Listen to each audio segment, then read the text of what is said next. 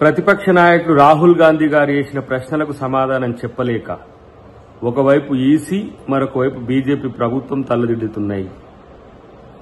ఈరోజు ప్రతిపక్ష ఎంపీలనందరినీ కూడా రాహుల్ గాంధీ గారితో సహా ఈరోజు అరెస్టు చేయడం అంటే ప్రభుత్వానికి ఒక రకంగా భయమేస్తున్నట్టుగా మనం భావించాల్సిన అవసరం ఉంది. సమాధానం చెప్పలేని ప్రశ్నల సమాధానానికి దొరకకుండా చేసిన కుట్రల ఇది బీజేపీ ప్రభుత్వం, ఎలక్షన్ కమిషన్ ఆఫ్ ఇండియా తేల్చాల్సిన అవసరం ఉంది. 2018 ఎన్నికల నుంచి మాలాంటి వాళ్ళం హైకోర్టు, సుప్రీంకోర్టుల చుట్టూ తిరుగుతున్నా ఇప్పటి వరకు ఈ రోజు మా రాహుల్ గాంధీ గారు వేస్తున్న ప్రశ్నలు, ఆ రోజు మేము గౌరవ కోర్టుల ముందు పెట్టిన ప్రశ్నలు ఒకే విధంగా ఉన్నాయి.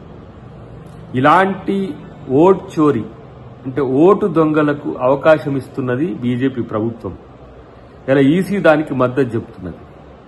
ఇలాంటి విషయాల్లో ప్రజాస్వామ్యాన్ని పరిరక్షించాలంటే ఓటును పరిరక్షించాలి.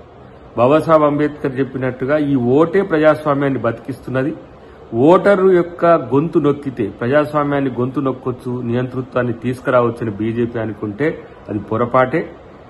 ఇలాంటి అరెస్టులో, ఇలాంటి జైలు భరోలో ఇలాంటి ఏవి కూడా కాంగ్రెస్ పార్టీకి ఇవేం కొత్త కాదు. కాబట్టి న్యాయం కోరుతున్న రాహుల్ గాంధీ గారి యొక్క ప్రశ్నలకు సమాధానం చెప్పాలనేది మేము డిమాండ్ చేస్తున్నాం.